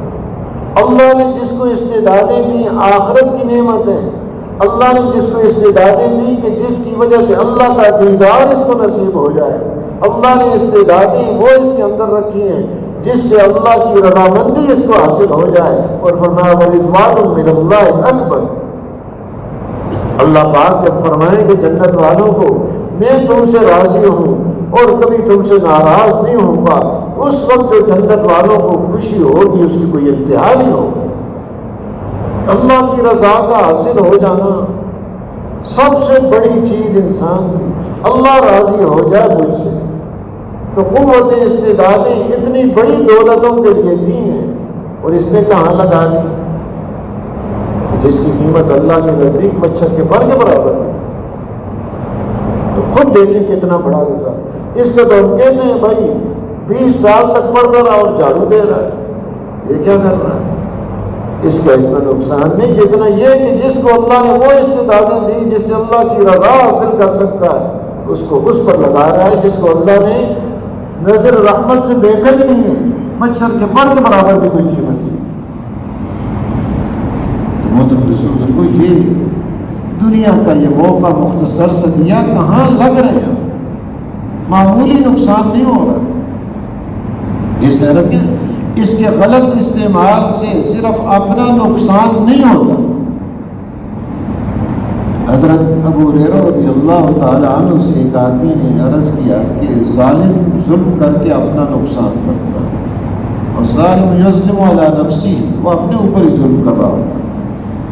نظر تو یہ آتا ہے کہ دوسرے کا مال چھین لیا، دوسرے کو مار دیا ہے، اس کا نقصان ہوا ہے. حقیقت میں اس ظالم کا اپنا نقصان، اپنے اوپر ظلم کر رہا ہے. اس کا تو ایک دنیا تھوڑی سی لے لی، چلو مار دیا اس کو، لیکن اس کا کیا بنے گا؟ حضرت ابو ہریرہ رضی اللہ تعالیٰ فرمایا صرف اپنا ہی نقصان نہیں کرتا، بلکہ فرمایا ایک پرندہ ہے جس کا نام حبارہ ہے، وہ اپنا روزی دانہ تلاش کرنے کے لیے قریب جاتا ہے کھیتوں میں، وہاں دانہ مل جاتا ہے، پھر اپنے گھونسلے میں آ جاتا ہے. اگر قریب نہ ملے تو دور جاتا ہے، اور نہ ملے تو اور دور جاتا ہے. تو اس ظالم کے ظلم کی وجہ سے بارش ہونا بند ہو جاتی ہے. یہ 1 مہینہ کی مسافت دور اڑ کے جاتا ہے یہ پرندہ، اور کوئی دانہ اس کو نہیں ملتا، واپس اپنے گھونسلے میں بھوکا اور خشک ہو کے مر جاتا ہے اس ظالم کے ظلم کی وجہ سے. کہ اگر اپنی صلاحیتوں کو یہ صحیح استعمال نہ کرے تو پھر یہ ہے چیزیں جو صلاحیتیں اس کو دی ہیں کہ دنیا میں اور آخرت میں اس کے اوپر رحمت کی جائے، اللہ کی نظر کرم ہو اس پر، رحمت کی نگاہ ہو اللہ کی اس کے اوپر، ان صلاحیتوں کو جب غلط استعمال کرتا ہے تو وہ خالق اور مالک ہے. وہ جس کام کے لیے دیا تو اس کو الٹا ہی چل رہا ہے، جس نے دیا اسی کے سامنے اسی کے خلاف کر رہا ہے. اس کہتے ہیں کوئی معصیت وہ چھوٹی نہیں کوئی گناہ، یہ جو چھوٹے بڑے گناہ شمار ہوتے ہیں آپس میں نسبت کے اعتبار سے، لیکن جس خالق اور مالک نے پیدا کیا ہے، جو بڑے احسان کرنے والی ذات ہے، منعم ہے، ساری نعمتیں اسی کی طرف سے ہیں، اسی کے خلاف کر رہا ہے. جیسے کوئی نافرمان آدمی ہے، گستاخ قسم کا ہے، لوگوں کے سامنے گستاخی سے پیش آتا ہے تو اس کو برا کہیں، لیکن جب والد کے سامنے گستاخی کرے تو یہ تو بہت ہی زیادہ گستاخ ہے. لوگوں کے سامنے بھی زیادہ کر رہا ہے، لیکن والد کو تھوڑا سا ترچھی نگاہ سے، غصے والی نگاہ سے دیکھ لیا تو یہ بڑا غصہ ہے، کیونکہ یہ والد ہے. اس کا دوسروں کے ساتھ ایسا معاملہ وہ برا ہے، اچھا نہیں ہے، لیکن والد کے ساتھ اور زیادہ شمار ہوتا ہے کہ تھوڑا سا برا دیکھ لیا اس کو، بھائی کس کے بری نگاہ سے دیکھ رہا ہے؟ والد ہیں تمہارے، ان کے تمہارے اوپر احسانات ہیں، بچپن سے تمہیں پالا ہے والد نے، ان کو غصے کی نگاہ سے دیکھ رہا ہے. یہ تو والد ہے، وہ تو خالق ہے. جب والد کو تھوڑا غصے کی نگاہ سے دیکھنا بہت بڑا گستاخ شمار کیا جاتا ہے، بڑا نافرمان شمار کیا جاتا ہے، تو خالق اور مالک جس سے سب کچھ دیا ہے، کچھ بھی اپنا نہیں ہے، اس کے خلاف اسی کے سامنے کرنا، اس سے بڑی غلطی کون سی ہو سکتی؟ اس کی محترم دوستوں، یہ قوتیں اور صلاحیتیں عرض کیا جس غرض کے لیے دی ہیں وہ خالق اور مالک ہیں، انہوں نے اس کو دی تھی بہت بڑے اعلیٰ پیمانے پر کامیابیاں حاصل کرنے کے لیے، اور وہ اس کو کامیاب دیکھنا چاہتے ہیں. فرمایا ان تکفروا فإن اللہ غنی عنکم ولا یرضی لعباد الکفر وان تشکروا یرضوا لکم. فرمایا اگر تم کفر کرو اللہ کو کوئی پرواہ نہیں ہو، بے نیاز وہ نہیں کہ تمہارے ایمان کا تمہاری عبادت کا محتاج ہے، ساری انسانیت کفر پہ تل جائے. فرمایا ایسے بن جائے جیسے سب سے زیادہ فاسق آدمی دل کا برا ہے، ساری انسانیت اسی بن جائے، اللہ کی بادشاہت میں ذرا برابر بھی کمی نہیں آ سکتی، اور سارے ماننے والے بن جائیں جیسے سب سے زیادہ متقی آدمی ہوتا ہے، ایسے ان کے دل بن جائے، اللہ کی بادشاہت میں کوئی ترقی نہیں ہوگی. یہ سب ماننے والے بن جائیں، کوئی ملک اور بادشاہت بڑھ گئی، نہ وہ کسی کی عبادت کے محتاج، نہ کسی کا ایمان کے محتاج ہے، اور نہ کسی کا کفر اور معصیت ان کو نقصان دے سکتا ہے. وہ بے نیاز ذات ہیں، جو کچھ کرے گا وہ اپنے لیے کرے گا. من عمل صالحا فلنفسه ومن اساء فعليها. اچھا عمل کیا تو اپنے ہی لیے، برا کیا تو اپنے ہی خلاف. اس کا کچھ نہیں بگڑتا. وہ خالق اور مالک ذات ہے. فرمایا اگر تم کفر کرو تو اللہ غنی اور بے نیاز ذات ہے. ہاں یہ سن لو ولا يرضى لعباد الكفر، وہ کفر پر راضی نہیں ہے. وَإِن تشکروا، اور اگر شکر اختیار کرو اس کا تو یرضى لکم، اللہ اس سے خوش ہو. اب وہ اختیار کر رہے ہیں کہ جس نے ہمیں پیدا کیا، شکر والی زندگی، اس کو ماننے والی زندگی، اب اس پر وہ زندگی کو بناتے ہیں. تمہارے دوستوں کو اللہ نے پیدا کیا، قوت استعدادیں اس اعتبار سے دی ہیں جس نے آگے پھر دینا ہے. اب یہ دنیا کے حالات مختصر سے اس کے استعمال پر رکھیں. یہ اپنے آپ کو کیسے استعمال کرتا ہے. حالات لانے والی ذات اللہ. اچھا ہو برا ہو، تنگی ہو فراخی ہو، صحت ہو بیماری ہو، خوف ہو امن ہو، الفتیں اور محبتیں ہوں یا نفرتیں اور عداوتیں اور دشمنیاں ہوں، سارے حالات اللہ ہی لانے والے. لیکن حالات لانے کا ان کا ایک ضابطہ ہے. اندھیر نگری نہیں ہے، وہاں مستقل ایک ضابطہ ہے. اس ضابطے کے مطابق حالات آتے ہیں، چاہے شخصی حال ہوں، کسی ایک گھرانے کے ہوں، ایک خاندان کے ہوں، ایک ملک کے ہوں، پورے عالم کے حالات ہوں. حالات لانے کا ان کا ایک ضابطہ ہے. اس ضابطے کو سمجھانے کے لیے کہ کتنا اہم ضابطہ ہے، ہر نبی معصوم ہوتے ہیں. اللہ پاک ہر قسم کے گناہوں کی سے ان کی حفاظت فرماتے ہیں. ساری معصوم ہستیوں کے سردار حضرت محمد مصطفیٰ صلی اللہ علیہ وسلم کو خطاب کر کے فرمایا وَلَقَدْ أُوحِيَ إِلَيْكَ وَإِلَى الَّذِينَ مِن قَبْلِكَ لَئِنْ أَشْرَكْتَ لَيَحْبَطَنَّ عَمَلُكَ وَلَتَكُونَنَّ مِنَ الْخَاسِرِينَ. کہ آپ کی طرف بھی یہ وحی بھیجی گئی، آپ سے پہلے جو انبیاء علیہ السلام گزرے ان کی طرف بھی، کہ اگر بفرض محال آپ سے شرک صادر ہو گیا تو آپ کے عمل ضائع ہو جائیں گے اور آپ خسارے والوں میں سے ہوں گے. حالانکہ آپ سے شرک کا صادر ہونا، شرک کا واقعہ ہونا محال، اللہ نے خود حفاظت فرمائی ہے. لیکن یہ انسانیت کو سمجھانے کے لیے کہ شرک اور برا عمل ہو گیا پھر خسارے سے کوئی بچ نہیں سکتا. عمل بگڑے اور حالات اچھے بن جائیں یہ ہو نہیں سکتا، اور اعمال بنے ہوئے ہوں، ایمان بنا ہوا ہو، حالات بگڑ جائیں یہ ہو نہیں سکتا. یوسف علیہ السلام اب ظاہری حالات کیا ہے ان کے اوپر؟ بھائیوں نے کنویں میں پھینک دیا، 2 دفعہ غلام بنا کر بیچے گئے اور تہمت لگائی گئی، جیل میں ڈال دیے گئے. یہ حالات ہیں ان کے اوپر آ رہے ہیں، لیکن اندر ان کا بنا ہوا ہے، اندر تقویٰ ہے اور صبر ہے. تو اس کی وجہ سے اب اللہ نے ہر موقع پہ کامیاب. تالے لگے ہوئے ہیں، اپنے آپ کو بچانا چاہتے ہیں، تقوی کی دولت اندر ہے، دروازے بند کیے ہوئے ہیں، لیکن وہ جس دروازے کے پاس جاتے ہیں وہ دروازہ کھلتا جاتا ہے. میری حفاظت کرنے والی ذات اب جیل میں ڈال دیے گئے، پردیس میں کوئی پرسان حال نہیں ہے، کوئی ان کے پیچھے مقدمہ کرے، کوئی کارروائی کرے، کوئی پوچھنے والے نہیں، پردیسی آدمی ہے، کون پوچھے گا. لیکن نظام اللہ کا چل رہا ہے. اللہ نے بادشاہ کو خواب دکھلائی، اس نے اپنے لوگوں سے اس کی تعبیر پوچھی، کہنے لگے یہ تو ایسے خیالات ہیں، کوئی حقیقت اس کی نہیں. اس کو تسلی نہ ہوئی، یوسف علیہ السلام سے پوچھی تو انہوں نے تعبیر بتائی اور حالات جو واقع کے آئیں گے اس کی مزید ایک چیز بھی بتا دی، تدبیر بھی بتا دی ان حالات میں کیسے کرنا ہے. تو کہنے لگا ایسا آدمی ہمارے پاس اور جیل میں پڑا ہوا ہے، اس کو تو میں اپنے پاس رکھوں گا، خالص اپنے پاس، سلطنت بادشاہی کے کاموں میں اس سے مشورے لیں گے، کام لیں گے، اتنا سمجھدار آدمی تو آدمی بھیجے بلا کے لاؤ میرے پاس۔ تو فرمایا نہیں، میں نہیں آؤں گا، پہلے تو مسئلہ صاف کرو۔ لوگوں میں کیا بات پھیلی ہوئی ہے، لوگ تو کچھ اور سمجھ رہے ہیں علیہ باللہ یوسف علیہ السلام۔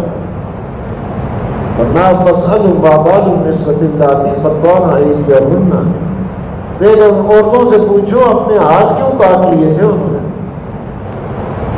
اب یہ جو تحقیق ہوئی تو زلیخا عزیز مصر کی بیوی وہ بھی کہنے لگی الآن حصحص الحق انا راودت عن نفسی وانه لمن الصادقین، اب حق ظاہر ہو گیا، میں نے اپنی طرف ان کو بہلایا پھسلایا تھا، لیکن یہ میرے جال میں اور مکر میں نہیں آئے، یہ سچے لوگوں میں سے۔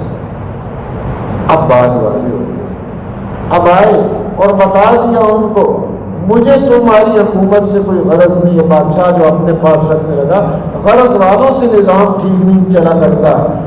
اب وہ جو ان کے حوالے کیا نظام، بھائی آئے فاقہ پھیر کے دور دور تک، تو انہوں نے پھر ہی پہچان لیا۔ دوبارہ بھائی آئے، تیسری دفعہ آئے، اب تیسری دفعہ ان کے اوپر حقیقت ظاہر کی، وہ تو نہیں پہچان رہی ہے کون آدمی۔ کہ لگے اچھا انت یوسف، آپ ہی یوسف؟ لگے ہاں انا یوسف وہذا اخی قد من اللہ علینا انہ من یتقی ویصبر فإن اللہ لا یضیع اجر المحسنین۔ کہ یہ جو تم دیکھ رہے ہو کہ مجھے تو کنویں میں پھینک دیا اور چند درہموں کے بدلے میں مجھے تم لوگوں نے بیچ دیا تھا، اور تم سمجھے کہ وہ غلام پتہ نہیں کیا حال ہوگا، اور یہ جو دیکھ رہے دنیا کا منظر، فرمایا یہ صرف معاملہ میرے ساتھ نہیں، من یتقی ویصبر، جو بھی تقوی اختیار کرے گا، صبر اختیار کرے گا، اللہ تعالیٰ نیکی کرنے والوں کے اجر کو ضائع نہیں کیا کرتے، ہر تنگی سے اس کے لیے راستہ نکالتے ہیں، اور ایسی دنیا میں بھی عزت کی چوٹیاں اور آخرت میں بھی عزت نصیب فرماتے ہیں۔ یہ مستقل ضابطہ ہے، عمل ایمان بنے ہوئے، حالات بگڑ نہیں سکتے، ایمان اعمال بگڑ گئے، کوئی حالات سدھار نہیں سکتے۔ ساری طاقتیں جمع ہو جائیں، حالات کو کوئی نہیں سدھار سکتا۔ حالات لانے والی ذات اللہ ہے، ساری طاقتیں مل کر کسی ایک کی زندگی بنانا چاہے، خالق اور مالک بنانا نہ چاہے، ذرا برابر اس کو نفع نہیں پہنچا سکتے، اور کسی کی زندگی کو اللہ اور پاک کو بنانا چاہے، ساری کائنات مل کے بگاڑنا چاہے، بات برابر اس کا نقصان نہیں پہنچا سکتے۔ تو اس لیے محترم دوستوں، دیکھو ایک ضابطہ چل رہا ہے، آج کے حالات ہوں، گزشتہ ہوں، پہلی قوموں پر آئے، ضابطہ یہی ہے ایمان اور اعمال۔ ایمان اعمال بنے ہوئے ہیں، حالات بنا کے رکھتے ہیں۔ فرمایا اگر یہ بستیوں والے تقوی کو، ایمان کو اور تقوی کو، وَلَوْ أَنَّ أَهْلَ الْقُرَىٰ آمَنُوا وَاتَّقَوْا لَفَتَحْنَا عَلَيْهِمْ بَرَكَاتٍ مِّنَ السَّمَاءِ، کہ ان کے اوپر آسمان و زمین کی برکتیں کھول دیں گے اللہ۔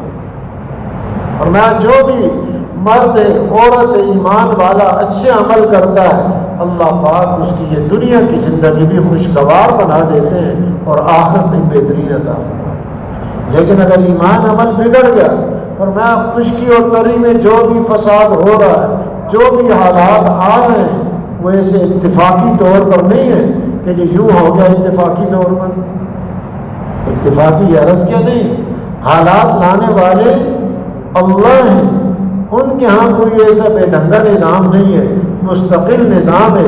مستقل نظام کیا ہے؟ انسان کے عمل۔ فرمایا ظہر الفساد فی البر والبحر بما کسبت ایدی الناس، خشکی اور تری میں جو بھی فساد ہو رہا ہے، کیا وجہ ہے؟ انسان کے عمل ہے۔ لِيُذِيقَهُمْ بَعْضَ الَّذِي عَمِلُوا، فرمایا یہ بھی بعض کا مزہ چکھا رہے ہیں، پورے کا نہیں چکھا رہے مزہ۔ اگر انسان کے پورے کرتوتوں کا اس کا مزہ چکھایا جائے تو یہ یہاں رہنے کے قابل نہیں، یہ باقی نہیں رہ سکتا۔ یہ تو بعض جو اس کا مزہ چکھا رہے ہیں کہ لِيُذِيقَهُمْ بَعْضَ الَّذِي عَمِلُوا لَعَلَّهُمْ يَرْجِعُونَ، مقصود کیا تھا کہ رجوع کریں، اللہ کی طرف آ جائیں، اپنے گناہوں سے معافی مانگیں کہ اللہ واقعی ہم قصوروار ہیں، ہماری غلطیاں، ہر ایک اپنے آپ کو، دوسروں پر نہیں۔ دوسرے ایسا کرتے ہیں، دوسرے ایسا کرتے ہیں، میں قصوروار ہوں، میں مجرم ہوں، میری غلطی ہے۔ ایمان کے اعتبار سے، اعمال کے اعتبار سے دین میرے سامنے ہے، جانتا ہوں، لیکن جان بوجھ کے اس پر عمل نہیں کر رہا۔ حالات سامنے آ رہے ہیں، ہر حال آدمی کو عبرت کا تعزیانہ ہے کہ اس سے یہ عبرت حاصل کر لے۔ کتنی عبرت حاصل کی میں نے، زندگی بدلی ہے تو آگے فرمایا وَنُنْزِقَنَّ مِنَ الْعَذَابِ الْأَدْنَىٰ دُونَ الْعَذَابِ الْأَكْبَرِ، یہ تو تھوڑا ہے، آگے اس سے بہت بڑا عذاب آنے والا ہے تاکہ یہ چک کے رجوع کر لیں، اگلے عذاب سے بچ جائیں۔ یہ پکڑ تو تھوڑی ہے، آگے جو آنے والی ہے وہ بہت بڑی پکڑ ہے۔ اگر اس نے اس پکڑ سے رجوع کر لیا تو اس نے فائدہ اٹھا لیا کہ اللہ کی طرف رجوع کر لیا۔ اس لیے کہتے ہیں کہ باتوں کی بجائے یوں ہو گیا یوں ہو گیا، اپنے اندر غور کریں اور دوسروں کو اس پر لے کر آئیں کہ ہم سب اللہ سے معافی مانگیں۔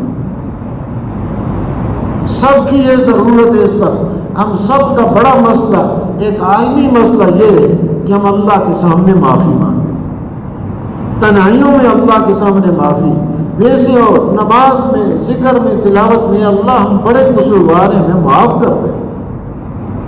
غلطیاں ہماری ہیں اور ہماری غلطیوں کی وجہ سے یہ پرندے بھی مشکلات میں ہیں، چیونٹیاں بھی، حیوانات بھی۔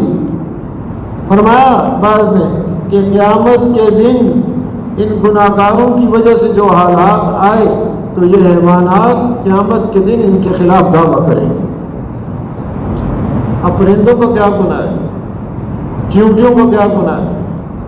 تو وہ جو مصیبت میں آ گئی اس انسان کی وجہ سے آ گئی۔ اگر اس کے حالات ٹھیک ہوتے ہیں تو پھر وہ اس کے لیے دعا کرتے ہیں۔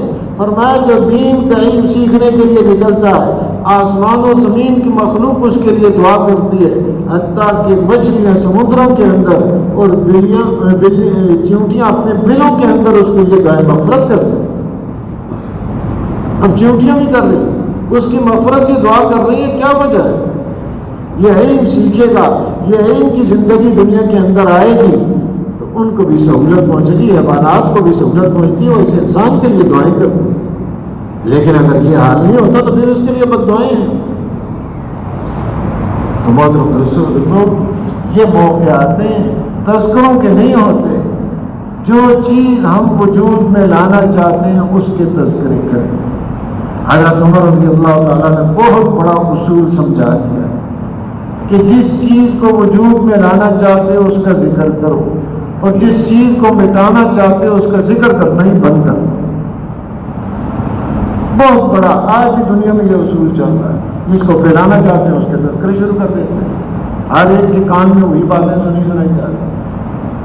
ہم اس بات کو وجود میں لانا چاہتے ہیں کہ اللہ ہم گناہگار ہیں، ہمیں معاف کر دے، ہم سب کو معاف کر دے، اور ہمارے اس گناہوں کی وجہ کہ وہ دین جو اللہ نے دیا اس امت کو اور آگے اس کو پہنچانے کی ذمہ داری کی، وہ ذمہ داری پوری ہو رہی ہو تو پھر دنیا میں دین وجود میں آتا ہے، اور اگر وہ ذمہ داری پوری نہیں ہو گئی تو پھر اس کی وجہ سے یہ خرابیاں پیدا ہو جاتی ہیں۔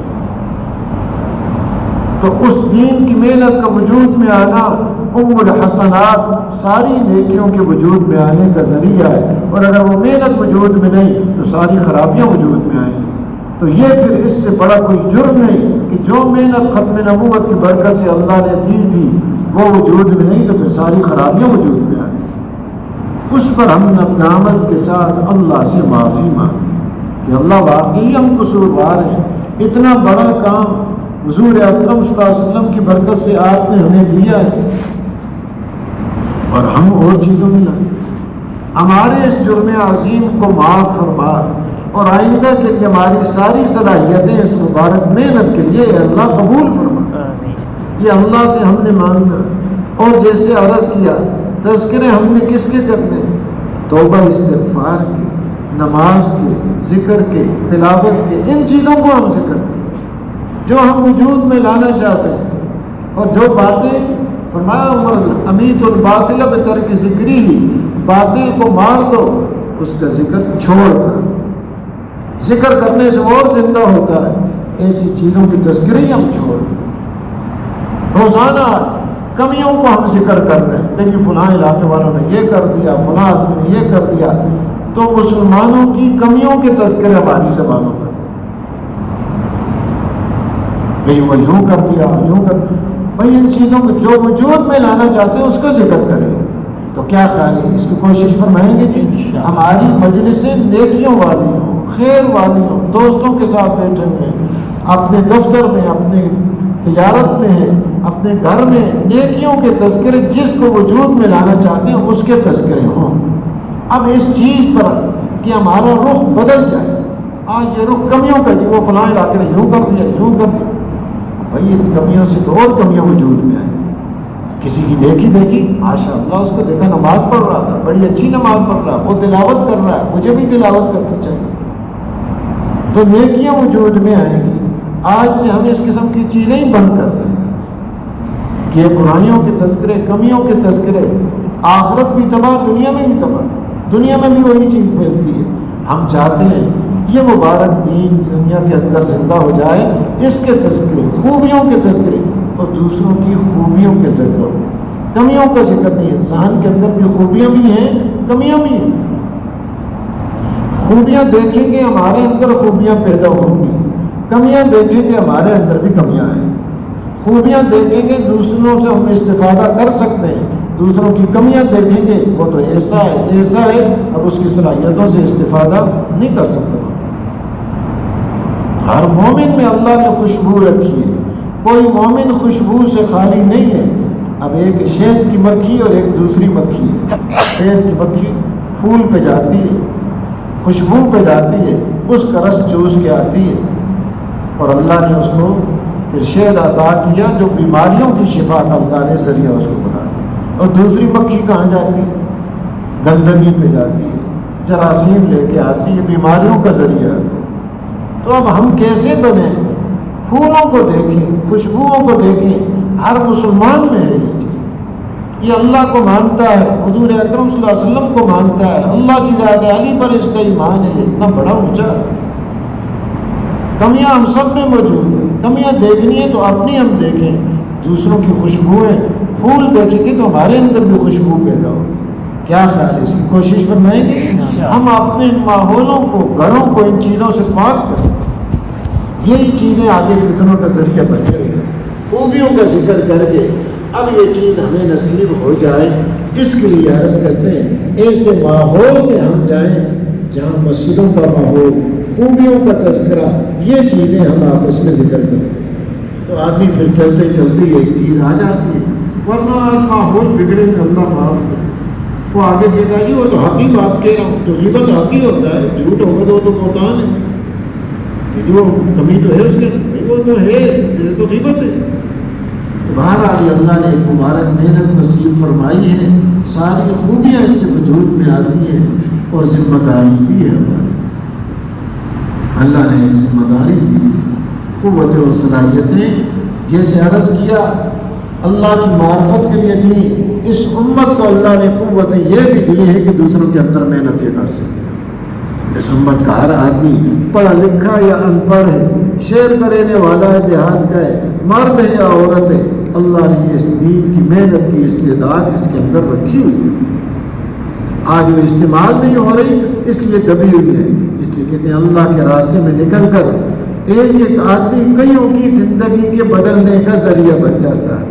کسی ایک کو توبہ نصیب ہو جائے، اللہ پاک اتنے خوش ہوتے ہیں۔ حدیث پاک میں اس کی مثال دے کر سمجھایا کہ جیسے جنگل صحرا کے اندر ایک آدمی اونٹ پہ سفر کر رہا ہے، اب وہ اونٹ پر سارا سامان ہے کھانے پینے کا، وہ اونٹ گم ہو گیا، کوئی راستہ نہیں، کدھر جائے، اب زندگی نہیں بہت ہی نظر آ رہی ہے، تو آرام کرنے کی سو گیا، اونٹ کو کہاں تلاش کرے صحرا میں؟